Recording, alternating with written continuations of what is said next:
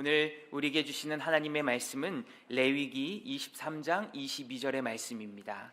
너희 땅에 곡물을 벨 때에 반 모퉁이까지 다 베지 말며 떨어진 것을 줍지 말고 그것을 가난한 자와 거류민을 위하여 남겨두라. 나는 너희의 하나님 여호와이니라. 아멘. 네, 환영해 주셔서 감사합니다. 저는 위드 지저스 미니스트리 예수동행 운동을 하고 있는 곳을 섬기고 있고요.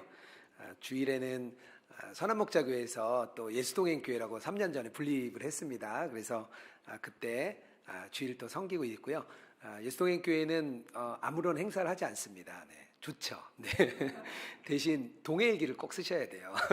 그건 좀 어렵죠. 네. 그렇게 3년째 예수동행 운동을 통해서 예수동해일기를 쓰면서 과연 교회가 세워질까 그런 실험적인 교회를 지금 해가고 있습니다. 요즘 이렇게 서점에 가보니까요, 요즘 나오는 책들 중에 이런 ESG 경영이라는 그런 책들이 많이 나와 있더라고요. 아마 좀 많이 들어보셨을 거예요. 여기서 E는 이제 environment, 환경이죠. 환경적인 책임, 기업들이 갖고 있는 책임이에요. 그리고 S는 social입니다. 사회적인 책임이고요. 그리고 G는 governance라 그래가지고요, 투명한 조직들. 그래서 이런 사회에 꼭 필요한 것들을 해야만 기업들이 살아남을 수 있다, 이런 이야기입니다. 코로나 이후 시대에는요, 아마 기업들이 살아남는 방법은 이거밖에 없다, 뭐 이렇게들 책에 쓰여 있더라고요. 아마 저는 교회에도 요 세 가지를 다 기대할 것 같습니다. 세상 사람들이 그래서 교회가 무슨 문제가 생기고 어려움이 생길 때 손가락질하는 이유는 기대가 있기 때문이죠. 교회가 그런 것들을 해주면 좋겠다 하는 그 마음이죠. 그래서 저는 오늘 교회가 어떻게 사회적인 책임을 질 것인가, 또 어떤 책임을 가지고 있는가, 그것에 대해서 좀 함께 나누려고 합니다. 오늘 설교 제목 중에 환대라는 이야기가 있는데요. 환대라는 단어가 이렇게 좀 많이 쓰는 단어는 아니어서 조금 낯설 수 있는데요. 사전에 보니까 이렇게 있더라고요. 손님이나 방문자 그리고 낯선 사람들을 관대하고 호의적으로 받아주고 기쁘게 해주는 것, 이게 환대라고 써 있습니다. 사도 바울도요, 받아들인다, 맞아들인다, 이런 표현을 성경에서 많이 씁니다. 로마서 15장 7절인데요. 그러므로 그리스도께서 우리를 받아 하나님께 영광을 돌리신과 같이 너희도 서로 받으라. 자꾸 받으라는 거죠. 영어로 따지면 웰컴이라는 단어일 것 같아요. 오늘 저희가 읽은 23장 22절, 레위기 23장 22절은요, 맥추절 이야기입니다. 그 맥추절에 보면요, 이 하나님의 환대의 정신이 그 속에 쏙 들어가 있어요. 환대의 의미를 좀 어떻게 하면 좀 잘 이해할까, 이렇게 제가 생각해 보다 보니까 그 영화 중에 웰컴 투 동막골이라는 영화가 있습니다. 한 번쯤 다 보시고 들으셨을 것 같아요. 한국전쟁 초기에 아주 강원도 아주 시골 마을에 아직 전쟁이 들어오지 않았던 곳입니다. 우연히 연합군 비행기가 추락하고요, 또 국군 탈영병들이 모이고 또 북한군, 낙오된 북한군들이 모입니다. 그래서 세 팀들이 모여서 서로 이렇게 막 총을 대고 이렇게 긴장 관계에 있다가 마을 주민들이 왜 그런지 모르는 거예요. 아직 전쟁을 모르니까 왜 그러지? 그래서 그들의 마음에 풀어져서 같이 어울려서 먹고 마시고 즐기는 장면들이 나와요. 이게 아마 마을 사람들이 환대를 했기 때문에 이렇게 나온 결과인 것 같습니다. 맥추절이라고 할 때 저희가 77절, 또 오순절 이렇게도 표현을 해요. 처음에 수실절의 열매를 심고 7주가 지나서 77은 49, 49일이죠. 50일 되는 날이기 때문에 그렇게 부릅니다. 그리고 나서 첫 열매를 수확을 하는 거죠. 신약에서는요, 이 날을 오순절, 성령 강림절이라고 합니다. 예수님이 부활하신 뒤에요, 40일을 함께 지내시다가 올라갑니다.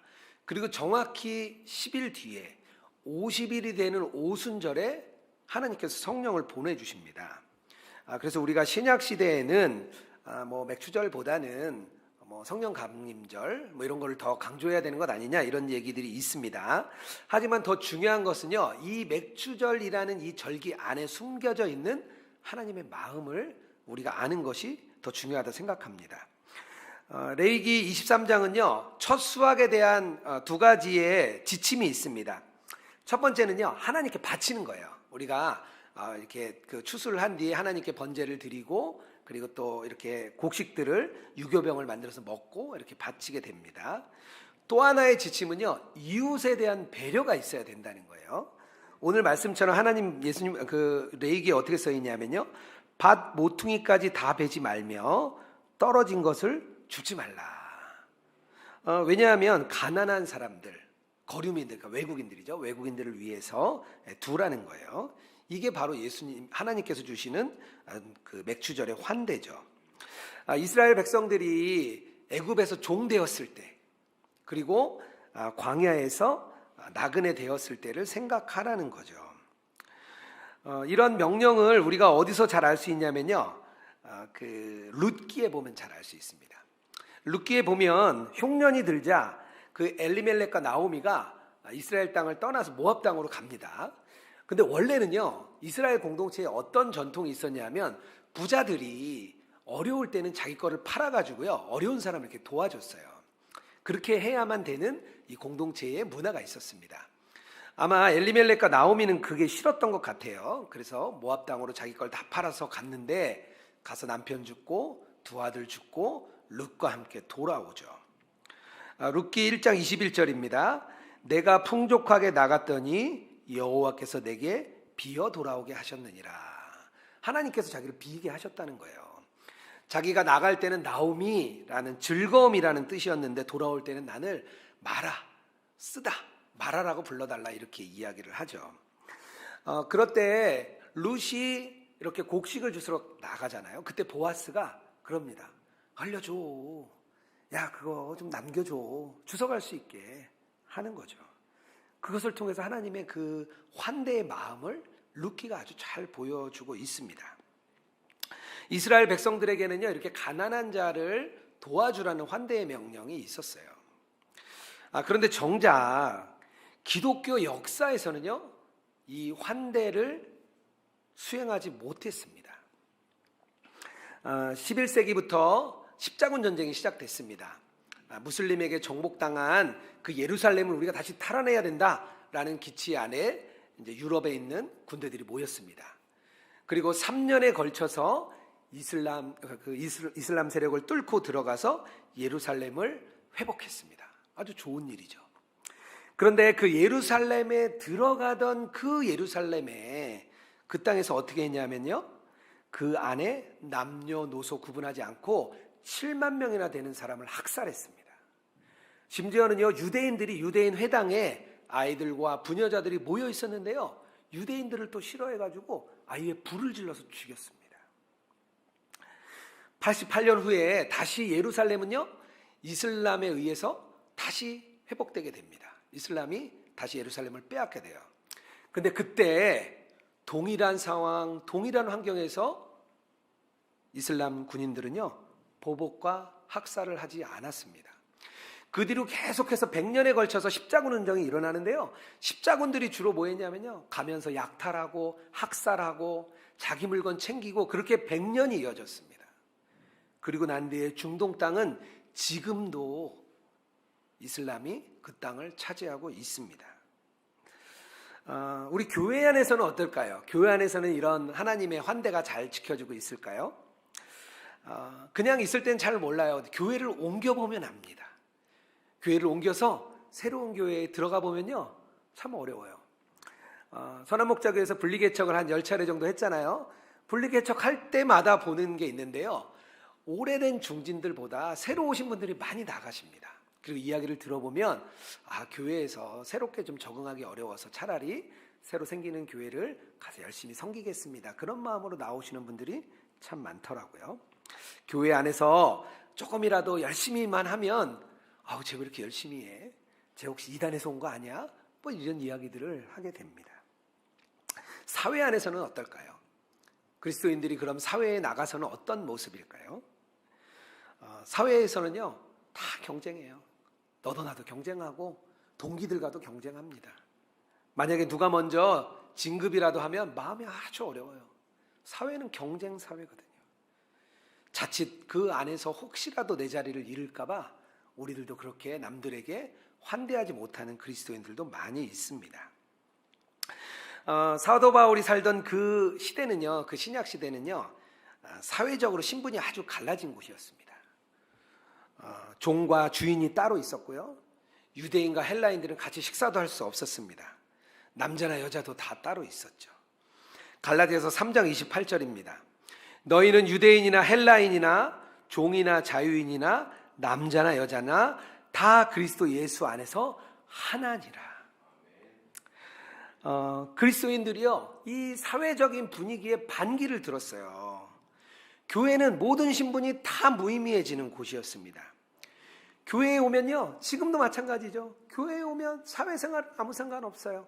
교회에서 만나는 대로 아무런 배경과 아무런 상관없이 우리가 모일 수 있습니다. 그게 바로 교회입니다. 자격이 없는 이들에게 문을 열어서 하나님의 백성에게 이렇게 속하게 하는 것, 이게 바로 하나님의 환대의 정신입니다. 누가복음을 비유대인을 위한 복음이다, 뭐 이렇게 이야기를 많이 합니다. 그런데 이거는 좀 반만 맞는 것 같아요. 누가복음은요, 유대인이든 이방인이든 어디에도 속하지 않는 사람들, 어디에 속할 수도 없는 사람들, 그런 사람들을 위해 쓰여진 복음서예요. 누가복음은 처음부터 아주 이렇게 낮은 자들을 먼저 이야기합니다. 예수님을 최초로 경배하러 왔던 사람들이 목자들인데요, 목자들은 당시에 어떤 위치에 있었냐면요, 종교적인 순결을 유지할 수 없다, 율법의 요구를 수행할 수 없다, 그런 사람들이 목자들이었어요. 성전에 있던 시므온과 안나가 있는데요, 그들도 기구한 삶을 살았던 아주 소외된 사람들이었습니다. 누구에게도 환대받지 못했던 사람들을 누가복음은 계속해서 이렇게 부각시켜주고 있어요. 초대 교인들은요, 함께 식사를 했습니다. 식사하는 게 얼마나 어려웠는지 갈라디아서에 보면 나오죠. 사도 바울이 막 베드로도 혼내잖아요. 왜 이방인과 함께 식사할 때 예루살렘에서 사람들이 오니까 도망을 가죠. 왜 그러냐면요, 이방인과 유대인들은 함께 식사를 할 수 없었기 때문이에요. 그럼에도 불구하고 기독교가 그걸 깨뜨리고 나니까요, 사도행전 2장 47절에 이렇게 나옵니다. 주께서 구원받는 사람을 날마다 더하게 하신다. 그런 경계가 무너지고 나니까 교회가 부흥을 했습니다. 초대교회는요, 한 5세기까지 계속해서 박해를 계속 받았어요. 우리가 잘 아는 것처럼 계속 박해를 받았죠. 그런데 왜 기독교가 부흥을 했느냐, 이것을 연구한 학자가 있는데요, 그가 집중한 한 지점이 있었습니다. 그때 당시에도 지금처럼 코로나처럼 전염병이 창궐할 때가 많았습니다. 그런데 그때 당시에 기독교인들이 도망가지 않고 그들을 돌봤다는 거예요. 에우세비우스라는 우리 교부가 쓴 글입니다. 이 끔찍한 재앙의 와중에 그들은 가시적인 행동을 통해 그들의 연민과 자비를 증명해 보였다. 어떤 사람들은 하루 종일 쉬지 않고 죽어가는 자들을 돌보거나 죽은 자들을 매장했다. 그들은 또 사람들을 모아서 빵을 나누어 주었다. 그래서 그들에 대한 칭찬이 모든 곳에 울려 퍼졌다. 그리스도인들의 이런 환대가 복음 전파에 아주 큰 동력이 되었습니다. 그렇다면 이렇게 환대를 받아야 되는 가난한 사람들, 그 사람들이 누굴까요? 가난한 사람들은 도대체 누구냐 이거죠. 성경에서는요, 단순히 경제적으로 어려운 사람들을 가난한 사람이라고 말하지 않습니다. 누가복음에 예수님께서 여리고성에 이렇게 들어가세요. 여리고성에 들어가실 때 두 명을 만납니다. 첫 번째는요, 여리고성 입구에서요, 구걸하는 맹인을 만납니다. 그 맹인은요, 구걸하지 않고는 먹고 살 수가 없는 사람이죠. 그는 정말 경제적으로 가난한 사람이었습니다. 그래서 예수님께서 그에게 눈을 뜨게 해주시고요, 그것으로 끝나는 게 아니라 그에게 구원을 허락해 주십니다. 이 사람은 누가 봐도 가난한 사람이에요. 여리고에서 두 번째 만나는 사람이 있는데요, 그가 누구냐면요, 세리인 삭개오입니다. 삭개오는 부자였어요. 당시 세리는요, 최소 4개 국어에서 5개 국어를 하던 아주 엘리트였습니다. 국가에서 수주를 받았어요. 내가 국가에 얼마를 세금을 내겠다 하고 수주를 받은 사람들이에요. 그리고 세금은 얼마든지 걷어도 됐습니다. 원하는 결정된 만큼의 양만 세금을 내면 됐어요. 그리고 나머지 걷는 건 자기 마음이었어요. 그래서 세리들은 아주 부자였습니다. 그래서 유대인들이 아주 세리를 싫어했죠. 그런데 이 삭개오가 예수님을 만났습니다. 그리고 예수님이요, 그와 함께 들어가서 함께 식사하고 그를 뭐라고 하냐면요, 그도 아브라함의 자손이다 이렇게 얘기를 합니다. 경제적으로 가난한 사람은 아니었어요. 그런데 예수님이 보기에 그도 가난한 사람이었어요. 억압 당하는 사람도 가난한 사람이었고요, 억압하는 사람도 가난한 사람이었습니다. 예수님이 생각한 가난한 사람들은요, 이렇게 다른 사람들의 기대를 저버린 사람들, 혹시 또는 별다른 기대가 안 생기는 사람들, 또는요 사람들의 이렇게 시선에서 주목받지 못하는 사람들, 그런 사람들을 가난한 사람이라고 예수님은 말씀하셨습니다. 하나님께서 구약에서 이스라엘 백성을 왜 택했느냐? 너희들이 약하고 너희들이 노예였고 너희들이 하잘것없는 백성이었기 때문에 내가 너희를 택했다 이렇게 얘기하는 거죠. 하나님 보시기에는 이스라엘이 가난한 사람이었어요. 바울이요 고린도 교회에 보낸 편지에 이런 내용이 나옵니다. 너희들은 분쟁과 다툼의 대표주자다 이렇게 얘기를 합니다. 고린도전서 읽어보면요 다 싸우는 얘기밖에 없어요. 그런데 사도 바울은요 그 고린도 교인들을 바로 영적으로 가난한 자들이라고 이야기를 합니다. 제가 이 말씀을 준비하면서 저를 이렇게 좀 생각해 보게 됐습니다. 저는 좀 이렇게 직장 생활을 하다가 뒤늦게 신학의 길을 이렇게 하게 됐습니다. 제가 원래 토목기사여서 건설 현장에서 한 10여 년 정도 일을 했거든요. 그런데 제가 처음 이제 갔던 현장이 충청도에 있는 아주 시골에 있는 그런 현장이었어요. 집을 떠나서 이렇게 회사에서 마련해준 숙소를 이렇게 있었습니다. 처음 이제 뭐 대학을 졸업하고 그런 곳에 갔으니까 얼마나 낯설었겠어요. 그런데 어느 날 이렇게 지나가다가 제가 거울을 봤습니다. 근데 제 옷이 너무나 더러운 거예요. 그 현장이니까 좀 이제 지저분하거든요. 옷이 너무나 더러운 거예요. 근데 그때부터 어떤 마음이 들었냐면요, 제가 너무 초라한 거예요. 볼 때마다 왜 이렇게 초라한지 모르겠어요. 너무 제 마음이 너무 낮아졌습니다. 문제는요, 저에게 믿음이 없었어요. 이제 갓 30살이 돼가는 그 청년에게 믿음도 없었어요. 주일을 성수하는 것도 좀 어려웠습니다. 한 달에 한 번 정도 겨우 서울로 올라와서 교회에 가면 그저 너무 그렇게 좋았어요. 근데 그때 당시에 믿음 없는 저를 늘 믿음 있는 사람처럼 봐주셨습니다. 우리를 섬기던 우리 찬양대의 대장님과 또 함께 찬양 인도를 하던 우리 권사님은 저를 늘 믿음 있는 사람처럼 대해주셨어요. 저는 아주 형편없는데, 내가 아는데 저를 꼭 그렇지 않게 봐주시더라고요. 제가 흔들릴 때마다 늘 저를 동일한 모습으로 봐주셨습니다. 우리는요 모두 그런 가난한 그런 자였습니다. 그랬다가 우리가 환대를 받은 거죠. 사람들이요 우리의 기대를 저버릴 때가 있습니다. 아무런 기대도 받지 못할 때가 있습니다. 대학에 떨어지고 실직을 하고 갈 곳이 없고 경제적으로 어려워지고 몸이 아프면 그런 상태가 됩니다. 하지만 하나님께서는요 예수 그리스도라는 가장 좋은 것으로 우리를 환대해 주신 거예요. 우리에게 하나님의 환대를 받은 자들이다, 이거를 하나님이 우리에게 알기를 원하십니다. 그런데 왜 세상은요 이런 그리스도의 환대 얼마나 좋아요, 우리가 들어도 좋잖아요. 이런 그리스도의 환대를 왜 세상은 싫어합니까? 왜 세상 사람들은요 이런 기독교의 복음을 왜 싫어하는 걸까요?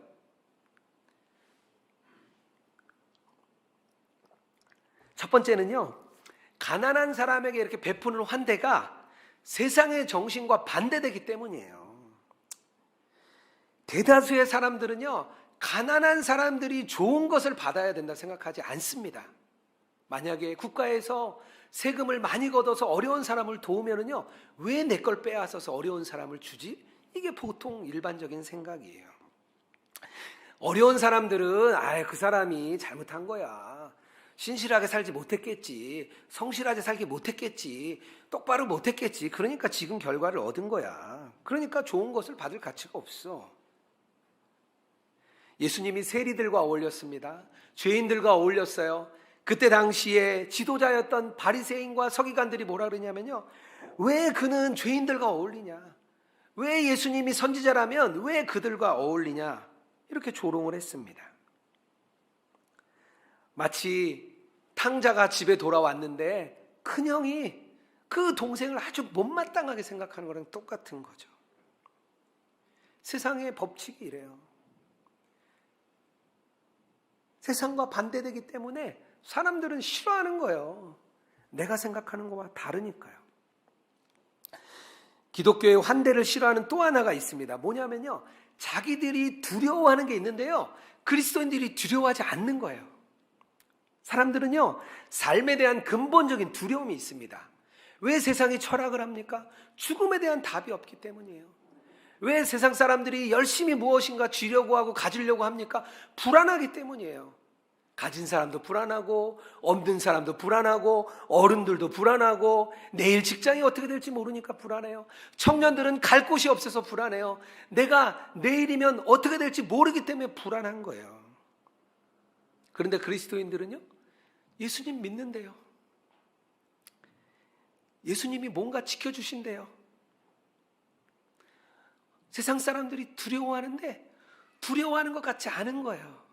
그게 싫은 거죠. 왜 너희들은 두려워하지 않느냐. 세상 사람들이 그래서 복음의 적대감을 갖게 되는 겁니다. 그럼에도 불구하고 하나님의 방법은요, 환대를 해주라는 거예요. 사랑을 베풀어 주라는 거예요. 왜냐하면요, 이 환대는요, 하나님이 세상을 향해서 계획하신 거예요. 하나님께서 세상에서 하나님 나라를 만들어가는 방법이기 때문입니다. 그리스도인의 환대를 이렇게 받잖아요. 하나님의 환대를 받으면요, 진리를 경험합니다. 사랑을 경험합니다. 은혜를 경험합니다. 그래서 복음을 만나는 거죠. 그리스도의 공동체, 우리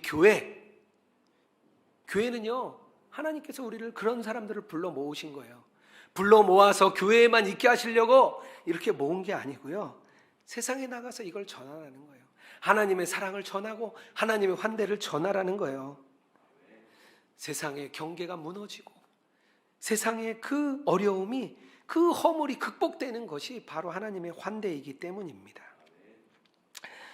환대에 대한 명령을 어떻게 지킬까? 케빈 베누저라는 교수님이 들음과 행함이라는 책에서 미국 교회에서 하고 있는 이야기들을 한 2가지 정도 얘기를 해주더라고요. 하나는요, 선한 사마리아인 이야기를 같이 읽고 같이 공부하고 나서 사마리아인을 찾는 거예요. 누가 오늘 강도당한 사람일까? 오늘 누가 매 맞아서 길에 쓰러진 사람일까? 한번 찾아보자는 거예요. 나가서 찾아보라는 거예요. 각 동네에 나가서 자기의 이웃을 찾아보라고 그런 실천을 이렇게 나눈다 그래요. 또 하나는요, 식탁의 교제를 나누는 겁니다.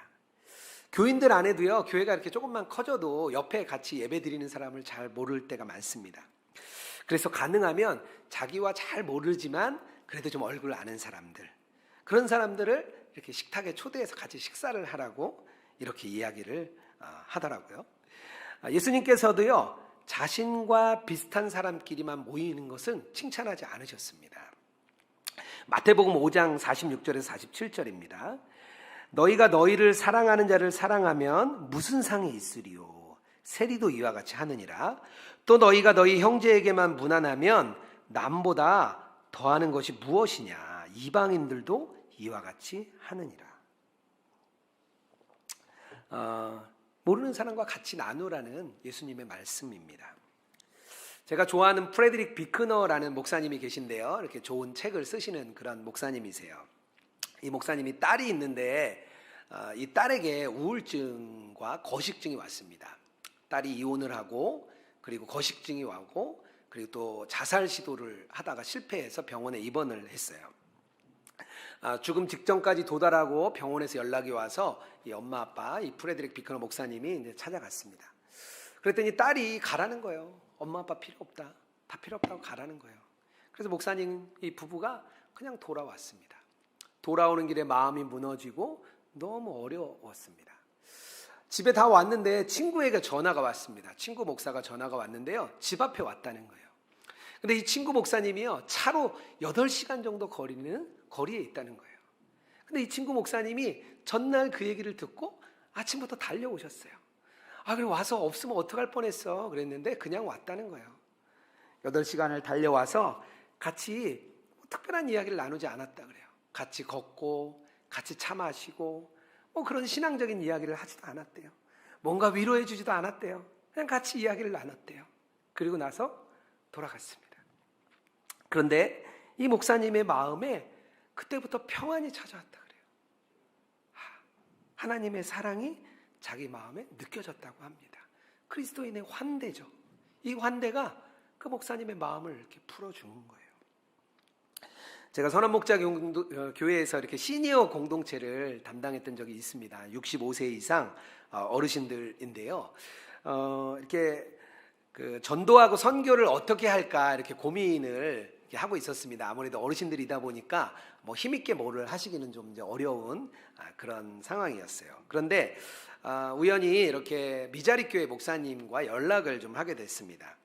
그래서 목사님 저희가 가서 뭘 좀 섬겨드릴 게 뭐가 있을까요? 물어봤더니 딴 거 필요 없고 그냥 와서 같이 예배하고 교회를 위해 같이 기도해 달라는 거예요. 그래서 그건 우리가 잘할 수 있다. 그거 걱정 마셔라. 그래서 저희가 미자립교회 그리고 외국인 근로자들을 섬기는 교회 10개 교회를 이렇게 선정을 했습니다. 그리고 한 500여 명의 성도님들이 버스로 다 나눠가지고 주일에 다 출발을 했어요. 이렇게 목사님들 가정을 위해서 어떤 선물을 좀 사가면 좋겠다 이렇게 부탁을 드렸는데 권사님 몇 분이 모이셔서 선물을 사오셨는데 갑자기 소고기를 사오신 거예요. 그래서 제가 너무 놀랐습니다. 왜 이런 선물을 사오셨을까? 좀 제가 생각했던 선물은 좀 백화점에서 좀 이렇게 좋은 선물을 사오셨으면 좋겠다 했는데 선물을 사오셨어요. 가서 저희가 함께 예배하고 기쁘게 돌아왔습니다. 그런데 목사님이 나중에 전화가 오셨어요. 그러면서 너무 감사하다는 거예요. 이 목사님이 이천에서 개척교회를 하고 계신데 한 7, 8년 정도 교인 없는 교회를 하고 계셨습니다. 그런데 아이들하고 집에서 소고기를 처음 구워 먹어봤대요.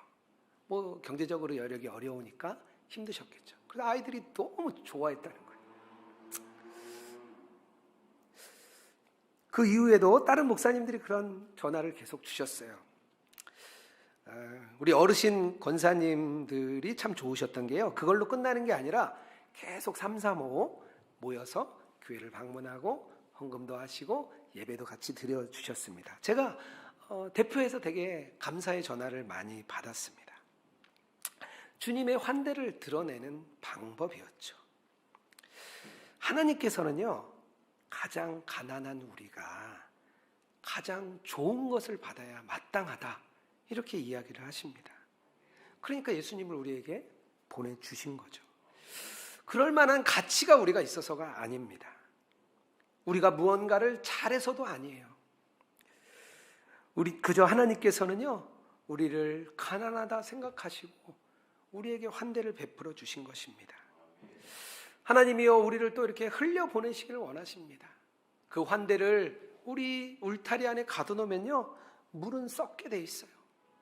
하늘로 문이 열리면 우리가 밖으로도 문이 열려야 은혜가 계속해서 흘러갑니다.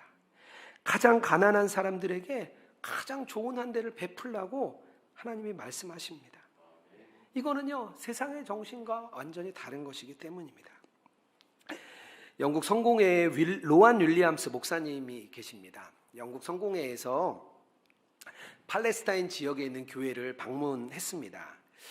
이스라엘과 팔레스타인이 아무래도 계속 분쟁을 하고 있다 보니까요, 이 팔레스타인 지역은요, 골치 아파서 아무도 주목하지 않는 곳이에요.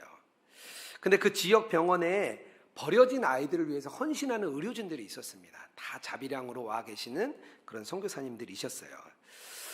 그런데 이 팔레스타인 정부에 대한 국제사회의 제재 때문에 이 후원금이 들어오지 않았습니다.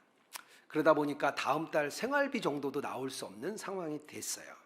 그때 이제 영국 교회에서 방문을 한 거죠. 아주 어려운 상황이었습니다. 이 목사님이 그 병원장을 만나는 자리에서 그 병원장에게 묻습니다. 아니 의사 선생님이 이렇게 좋은 스펙을 갖고 계시고 좋은 실력을 갖고 계신데 왜 이렇게 어려운 곳에서 사역을 하십니까? 물었어요. 그때 이 병원장이 한 말이 목사님의 마음에 남았습니다. 이 의사 선생님께서 이렇게 말합니다. 팔레스타인 지역에 이 모든 시설이 있어야 하는 이유가 있습니다. 치료 활동을 포기해야 하지 않는 단순한 이유가 있습니다. 그것은 가장 가난한 자가 가장 좋은 것을 받아야 마땅하기 때문입니다. 이렇게 답을 했습니다. 이제 우리가 하나님의 그 환대를 어떻게 실천할지 우리가 그 질문 앞에 섰으면 좋겠습니다. 우리 함께하는 교회 성도님들께 묻고 싶습니다. 어떻게 하나님의 환대를 흘려보내고 계십니까? 제가 오기 전에 교회의 홈페이지를 이렇게 좀 둘러봤어요. 함께하는 교회의 홈페이지를 좀 둘러봤는데요. 참 감사한 것은 추수감사절에 이렇게 통영에 있는 어려운 교회도 도우시고 또 장학생을 선발해서 장학생에게 선물도 주고 선교단체와 선교사님들도 많이 후원하고 있는 것을 보았습니다. 함께하는 교회도 쓸 데가 많겠죠. 또 써야 될 것도 많을 텐데요. 저는 그런 결정을 어떻게 할 수 있었을까 생각해 보면 함께하는 교회가 예수님과 동행하고 있기 때문이라 생각합니다. 함께하는 교회가 예수님과의 동행을 갈망하기 때문이라 생각을 해요. 아산에 있는 아주 큰 교회가 있습니다. 제가 얼마 전에 갔다 왔는데요. 아산 지역이 이렇게 발전하면서 교인이 매년 200~300명씩 늘었다 그래요. 그리고 3,000명의 교인이 되었습니다. 교회를 아주 번듯하게 졌어요. 교회에 빚도 없대요. 그런데 아무 교회도 돕지 않습니다. 한 명의 선교사도 보낸 적이 없습니다. 하지만 교회가 빚이 없다고 자랑을 하는데요. 마음이 아팠습니다. 교회 외에 다른 곳을 이렇게 섬기는 거는요. 모든 교회가 하는 일이 아닙니다. 저는 함께하는 교회가 정말 가장 가난한 자에게 가장 큰 환대를 베푸는 교회가 되기 원합니다. 더욱 주님이 기뻐하시는 그런 교회를 세워나가는 저와 여러분 되길 주님의 이름으로 축복합니다.